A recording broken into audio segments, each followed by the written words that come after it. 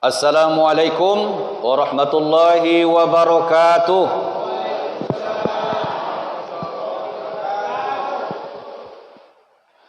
Alhamdulillahi nahmaduhu wa nashkuruhu wa nu'minu bihi wa natawakkalu alayhi. Summa alhamdulillahi alladhi a'tana sihhatan wa fursatan wa ni'matan katsira. ثم الحمد لله الذي جعلنا أمة محمد صلى الله عليه وسلم. أشهد أن لا إله إلا الله وحده لا شريك له ونشهد أن محمدا عبده ورسوله. قال الله سبحانه وتعالى في كتابه الكريم: أعوذ بالله من الشيطان الرجيم وما خلقت الجن والإنس إلا ليعبدون وما أريد منكم من رزق وما أريد أن يطعمون إن الله هو الرزاق ذو القوة المتين.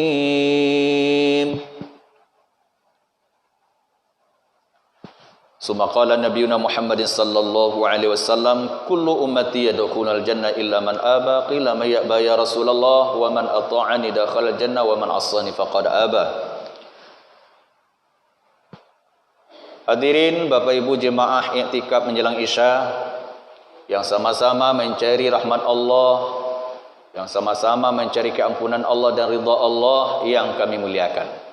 Semoga apa yang kita harapkan kepada Allah yang berupa rahmat, keampunan, ridhonya tercurah kepada kita semua. Amin ya rabbal alamin.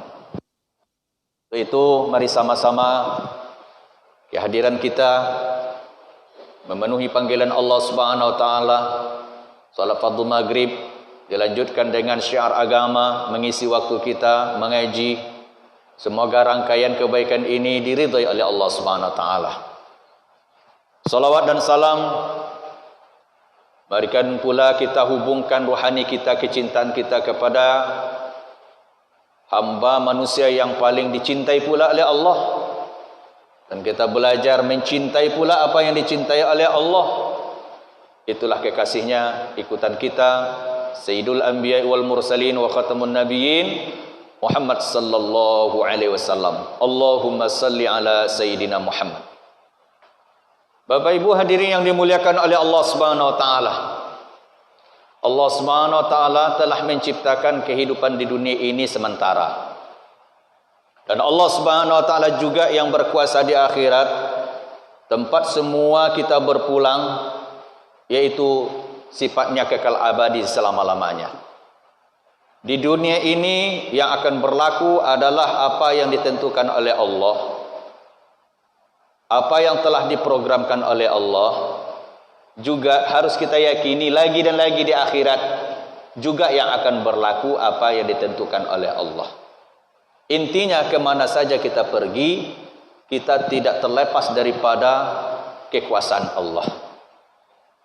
Dan ini sudah dibimbing untuk kita oleh Allah Subhanahu wa taala. Setiap kita salat membaca rukun salat Al-Fatihah, Alhamdulillahi Rabbil Alamin. Segala puji bagi Allah yang menguasai alam semesta. Alam selain daripada Allah, sifat-sifat Allah itu makhluk. Langit, bumi, dunia, akhirat, semuanya itu di dalam kekuasaan Allah. Ini setiap kita sholat disegarkan iman yakin kita untuk menghadap kepada Allah, yakin kepada Allah. Maka hadirin yang dimuliakan oleh Allah Subhanahu wa taala, kalau di dalam hati kita ini sudah menengok kehebatan Allah, keagungan Allah, Dia raja dua alam, maka lumrah dan sangat-sangat wajar kita harus minta dekingan hidup, perlindungan hidup, penjagaan hidup kepada yang berkuasa.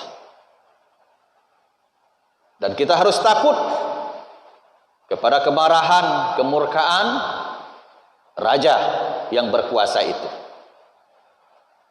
Untuk ini Bapak Ibu hadirin yang dimuliakan oleh Allah Subhanahu wa taala, agar manusia ini mendapatkan yang dicarinya di dalam kehidupan, yang dinamakan kesenangan dan ketenangan. Allah Subhanahu wa taala utuslah para nabi dan rasul untuk memperkenalkan agama, memperkenalkan jalan, supaya dengan menempuh jalan tadi ketenangan dan kesuksesan hidup itu dapat dicapai oleh siapa saja. Hadirin Bapak Ibu yang dimuliakan oleh Allah, maka guna kita mengaji, beribadah kepada Allah, supaya hidup kita ini merasa dipelihara oleh Allah, dijaga oleh Allah, sehingga dengan mengaji, dengan ibadah, dengan agama, kita itu sampai kepada peringkat hubbul lillah, kecintaan kepada Allah. Walladzina amanu asyaddu hubban lillah. Dan orang-orang yang beriman itu, ini bahasa sastra, ini bahasa romantis sebenarnya.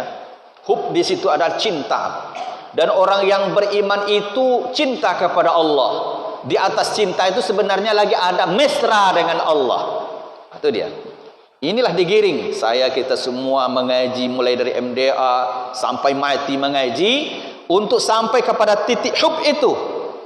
Apabila kita sudah hub kepada Allah, cinta kepada Allah, disinilah yang dinamakan kesenangan dan ketenangan. Sonang tonang. Ulun tentu uang yang sonang tetapi tenang.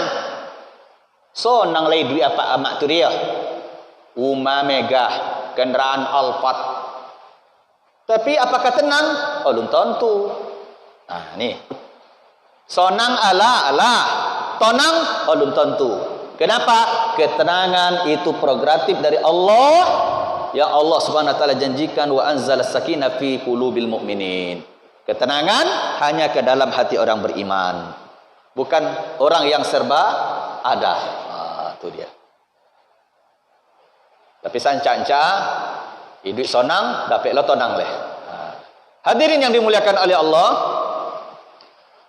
maka di dalam perjalanan hidup ini, ruhani kita lah yang menentukan senang dan tenang. Contoh, awak pai ke Pekanbaru. Pai ke Pekanbaru, gunon kendaraan yang gero. Lah gero, lah batu-batu di jalan. Tapi tujuan ke Pekanbaru tu untuk menjumpai uang yang awak cintai. Mungkin omak awak pulang haji, keluarga awak pulang umrah. Mungkin awak koken tu paidun sana yang lama ndak berjumpa. Yang awak jumpa itu orang awak cintai. Maka dengan sendirinya Bapak Ibu yang mulia, iko kendaraan yang mogok-mogok pun tak jadi masalah kau dah. Loma ajirnya. Kan itu ya. Dan mendongau pula awak berjalan bersusah-susah mogok di jalan ban panci. De uang dan awak jumpai tadi, Masya Allah, memang betul-betul cinta nak dayan. Cinta dun sanak dayan ke den. Contoh itu kendaraan hujan bapak ni mogok-mogok di jalan komai je. Bertambah sayang dun sanak awak nak dibawakan tadi. Nah, kok perbekalan dalam perjalanan tadi susah sonang, dia bawah terik matahari, lo maju makan. Tak jadi masalah, susah tu roh. Kenapa? Dia tiawa menghadap uang dan awak cintai. Tapi nan serombongan lai pai juga Pekanbaru. Pakai Alphard, pakai Fortuner, pakai Pajero, apa nama mewah leh? Ferrari. Tapi kapokan tu ngapa? Panggilan polisi masuk penjauh. Dun sana membungkui nasi dengan nasir. Apa pula makanan lomak-lomak, kenderaannya mewah, sonang tu tapi tenang, ndak tak makan nasi kole. Kira apa? Tujuan kau kian tu kan masuk penjauh. Ndak inyo aja orang. Keluarga nak masuk dan lain sebagainya. Jadi ikut guna agama dibayar oleh Ta'ala tu sehingga hidup awak agak ndak ada masalah. Kita akan mendapatkan ketenangan dalam kondisi bagaimanapun yang telah ditentukan oleh Allah dan qadar dan qadarnya. Aku dalam keadaan sakit bisa ndak awak tenang? Dalam keadaan awak bangkrut bisa ndak awak tenang? Inilah hakikat la ilaha illallah. Di apa? Nyoma nengok susah sonang itu, keadaan angin dingin itu datang dari Allah. Itu dia. Kami itu kalau di MDA dulu dari awal-awal ditanamkan itu raditu billahi rabbah. Aku ridha Allah tu sebagai Tuhan. Rabb di situ pengatur, ambo rela. Raditu billahi rabbah. Aku ridha Allah sebagai pengaturku. Rabb di dalam tafsir Ibnu Katsir, pencipta, penjaga, pemelihara, pengatur, pemberi rezeki. Rabb itu. Jadi berarti awak sudah mempersiapkan diri siap diatur oleh Allah. Jadi aturan-aturan Allah itu tidak membebani kita. Kenapa? Allah itu adalah zat yang kita cintai. Makanya makom-makom tauhid itu daripada mubtadi harus kita tingkatkan menjadi mutawassit sampai muntahi. Bagaimana caranya? Yang pertama sekali, ibarat anak jawang tua atau murid dengan guru. Apa dia angkojon kojoyang tu? Yang pertama atas dasar perintah. Dasar perintah, diperintah tadi di jawan dia ya. Uang cuci mobil dan gua dan bayi upah 50.000. Dek yakin tadi mengharap upah tadi inyo lakukan mencuci mobil Bapak Ibu. Dek ada yang diharapkan yaitu upah ganjaran. Boleh. Nah, yang kedua anak ko apa cara? Dan perintah tetapi tanpa harap upah. Kau level yang kedua. Ndak upah tu dicair nan jole yakin omo dan disuruh dak ya dan gua. Ndak nan itu nan 50.000 suatu saat kau ada hajat keperluan ambo yang sangat pontiong, ndak kan lupon dan dia tak payah minta suruh boleh. Nih, agak cerdas ketek. Anak yang ketiga Bapak Ibu yang mulia, anak yang ketiga adalah tanpa perintah, tapi arif. Pahamnya. Lah pulang ya bakojo tengok mobil ya deh. Loda nampak tanpa diperintah dibuat dehnya. Tanpa pula mengharap gaji upah. Kenapa? Saya kerjakan cuci mobil ini karena cinta kepada ayah. Inilah di dalam Al-Hikam ada mubtadi yang intinya awak berharap ganjaran pahala. Berharap pengampunan dosa. Boleh. Salah. Enggak. Disuung di Allah Ta'ala dan Rasul. Yakin kepada janji Allah dan yakin kepada janji sabda Nabi SAW supaya kita dapatkan ganjaran pahala di sebalik ketaatan yang kita persembahkan kepada Allah. Boleh. Cuma kadang-kadang di awak lah sampai pula makrifat. Kalau ngemarap ke pahala ya, nak temo dia Allah Ta'ala. Jangan, tak boleh macam itu. Memang tingkatan dia dalam Al-Hikam dulu macam itu Bapak Ibu.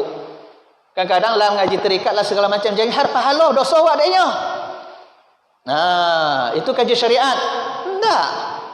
Yakin kepada janji Allah dan Rasul kita dapatkan apa yang dijanji termasuk akidah. Sama awak.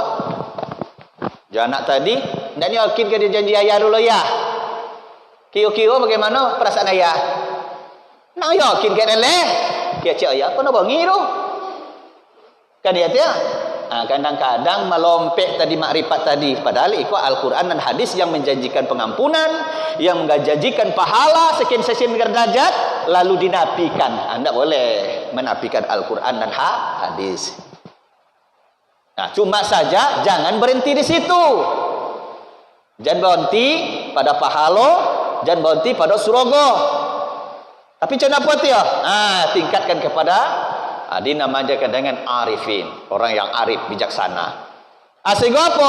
Kondisi dan keadaan yang kita lalui dalam hidup itu ada ketenangan bagi awak. Melihat segala apa yang terjadi, suasana dan keadaan itu memang ini datang dari Allah. Raditu billahi rabba. Aku ridha Allah sebagai pengaturku. Datang hadis kursi, malam yasbir bil balai. Siapa yang tak sabar dengan ketentuanku. Nah, kemudian tidak ridha aku sebagai Tuhannya. Apa kata Allah? Fal yakhruj min tahtis samai falyatlub rabban siwaya. Kalau ndak mau den Tuhan kalian ndak mau diatur le, kata Allah. Dan baik ujian musibah ndak sabar, susah sonang. Nah, ndak apa je lah. Qalu dai langit dah kau. Cailah Tuhan selain ambo. Tu bongi Allah Ta'ala. Kemana apa itu leh? Kena doro. Hadirin Bapak Ibu yang dimuliakan oleh Allah Subhanahu Wa Ta'ala.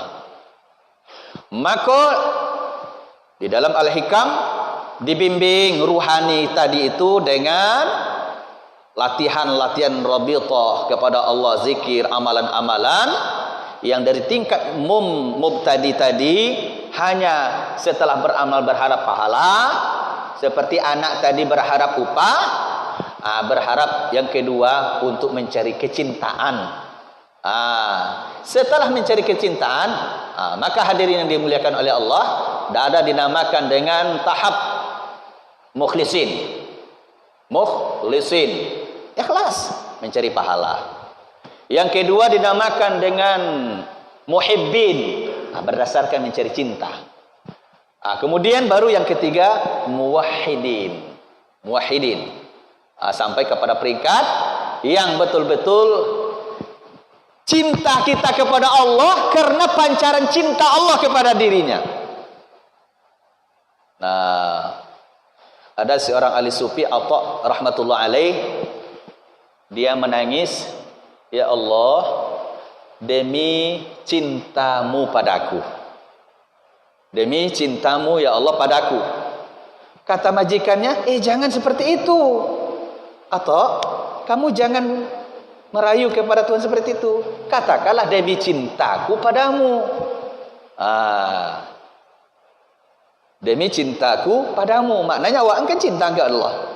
Tapi tadi atau peringkatnya sudah muwahhidin, dia enggak melihat sumber cintanya itu dari dirinya, tetapi cinta yang ada di dalam hatinya kepada Allah datang daripada Allah juga.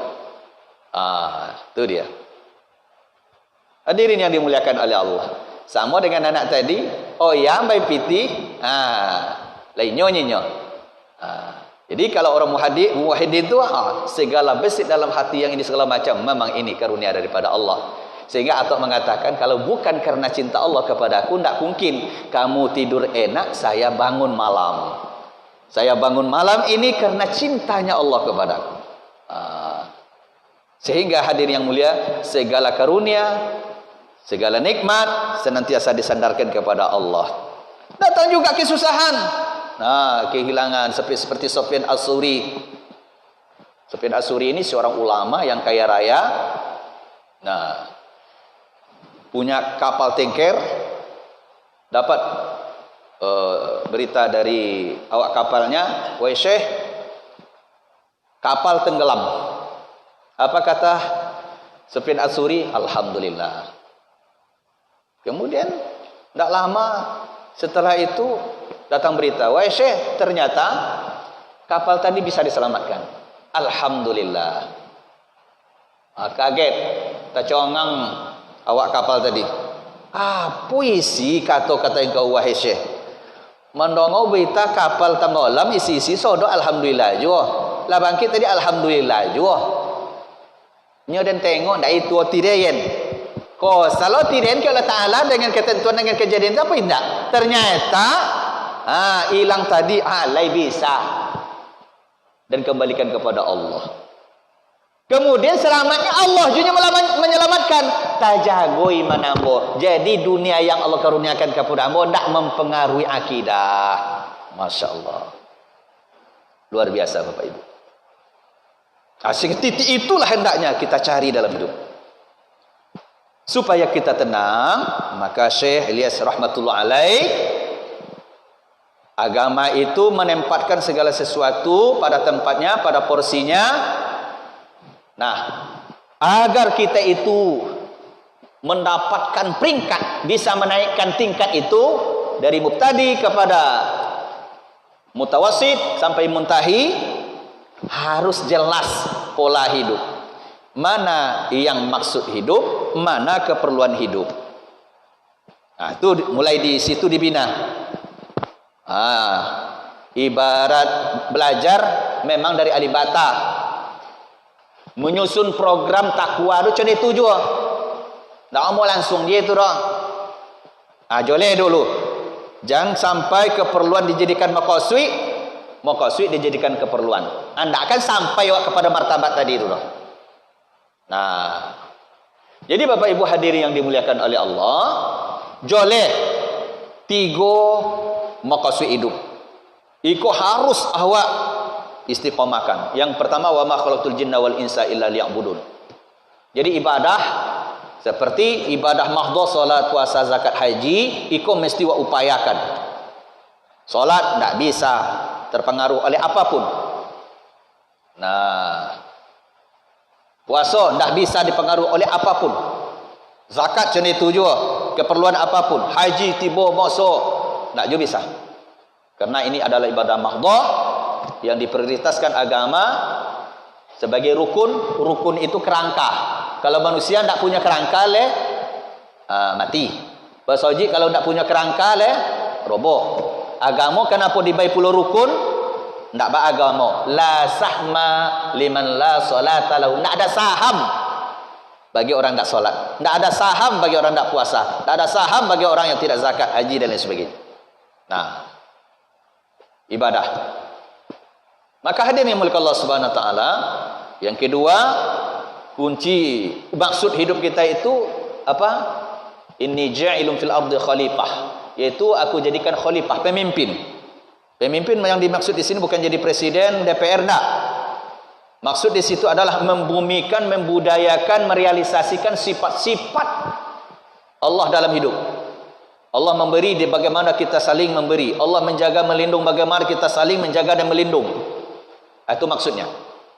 Sifat-sifat yang mulia, mahmudah, terrealisasi. Kenapa? Sebabnya walaupun ibadah tetapi tidak disosialisasikan dengan sifat-sifat yang mulia, maka hancur kehidupan. Tidak ada hablum minan nas yang sehat, yang ada sentimen. Allah menginginkan kita ini aman, tenang, bawa sifat-sifat tadi. Kalau tidak ada kasih sayang, tidak mungkin ini terbangun masjid, tidak mungkin kita bisa damai berjiran tetangga. Maka sifat-sifat mahabbah, berkasih sayang, ini adalah maksud dari hidup oleh Allah. Yang ketiga adalah bahwa maksud hidup kita itu adalah untuk melanjutkan syiar agama agar sampai dinikmati oleh seluruh lapisan generasi sampai hari kiamat.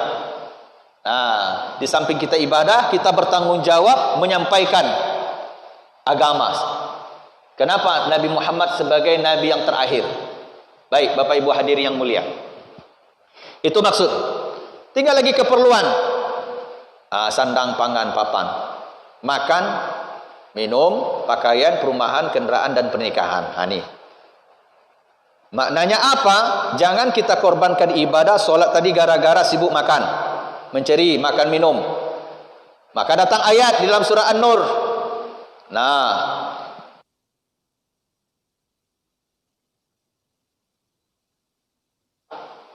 disanjung langsung orang yang mau meninggalkan bisnis dia.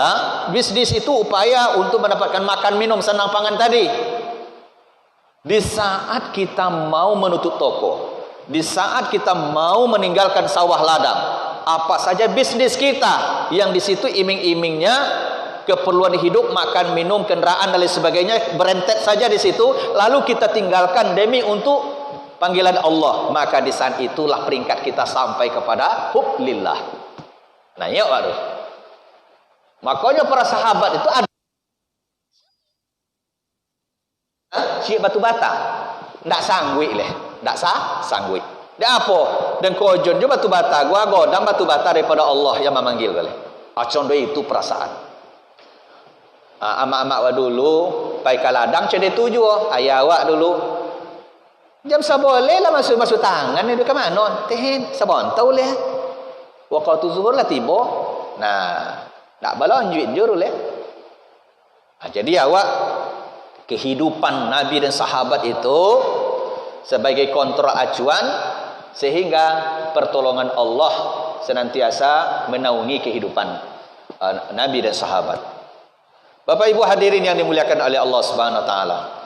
Lalu memasukkan agama dalam makan minum. Untuk dia awak niat makan untuk ibadah. Membai makan kepada orang lain ibadah juga.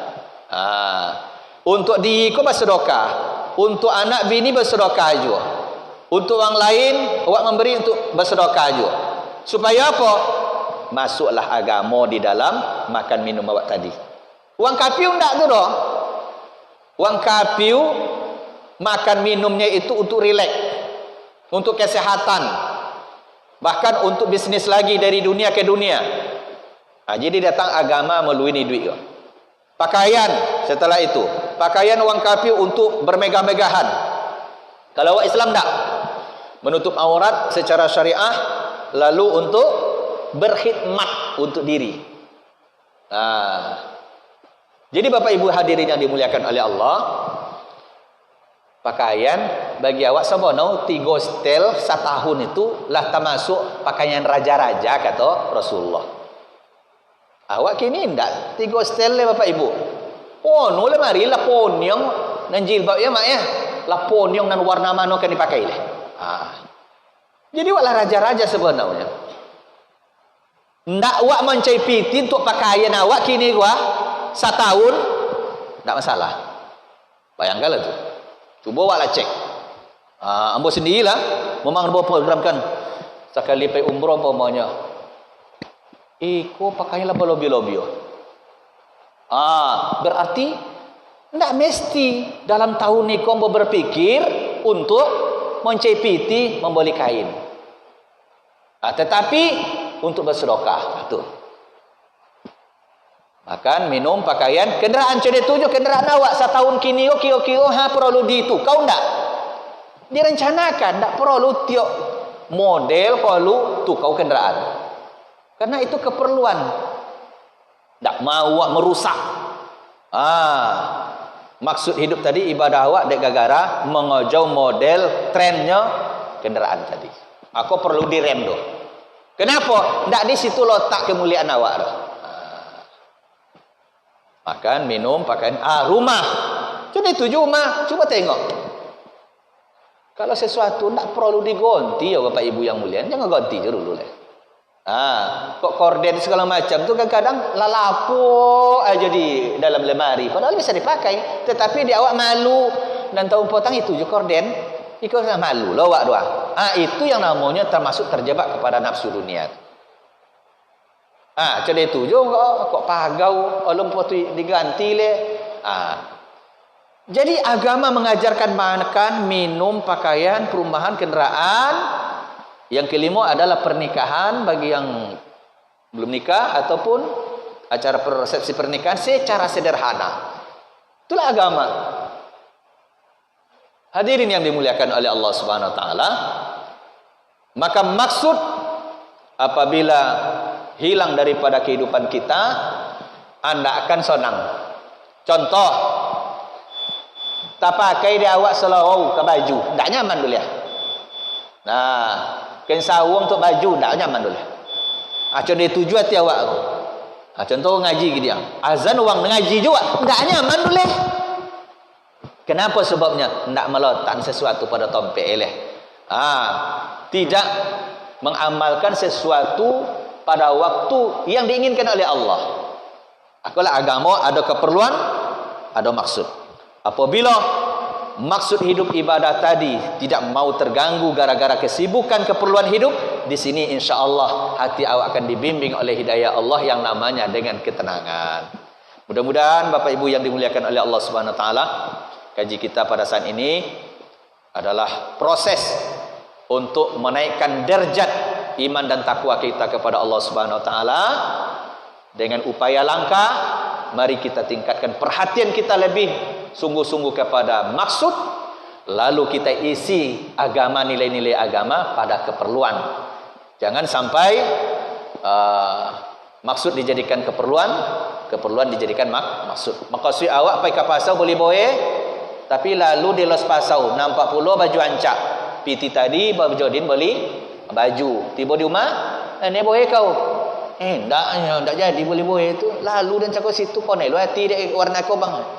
Wok jadi deh. Kenapa? Baju tu keperluan. Mau kau suit tadi boleh boleh. Contoh apa pun makan minum mega awak, tetapi gara-gara maaf. Wak boleh muhasabah. Iko manan dan buat kini go bapo solat ambo telantar. Tobat mulai dari kini. Iko ambo dapat kenderaan go bapo bonya solat, kemudian ibadah-ibadah yang tinggal di ambo. Awak introspeksi. Asal muhasabah tu aku ambo lah boleh kenderaan. Dapat kenderaan gua bapo banyak perintah Allah yang terlanggar di ambo. Bapo banyak haram. Awak je Allah nonton turu. Mulai muhasabah ini insya-Allah bertahap di awak. Ibarat nan hadir kini go banyak nan tua balun muda terlampau lah masuknya untuk muhasabah introspeksi diri. Muhasabah. Mudah-mudahan hadirin yang dimuliakan oleh Allah Subhanahu wa taala, untuk hamba pribadi, bapak-bapak, amak-amak sekalian, mula awak tata kehidupan awak, awak rajut ibadah-ibadah awak, keperluan-keperluan awak sehingga awak aman. Aman awak daripada kegelisahan, ancaman, musibah dan lain sebagainya. Mudah-mudahan taufik dan hidayah Allah senantiasa bertambah dalam diri awak, keluarga awak, masyarakat awak, yang awak harapkan amalan awak tadi membawa barakah, pertolongan Allah, berwasilah pula awak sehingga pemimpin awak, raja-raja awak lain sebagainya itu akan dirubah oleh Allah dek amal awak.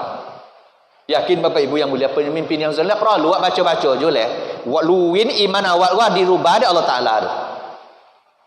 Sebagaimana nabi-nabi dulu, ndak Nabi Ibrahim tu mancun Namrud. Turut kekuasaannya kal ankabut, kata Allah, itu seperti sarang laba-laba.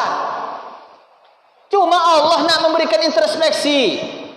Kalian kini maaf dan banyak jo, dan ikut jo satu dua tapi yo solat dulu.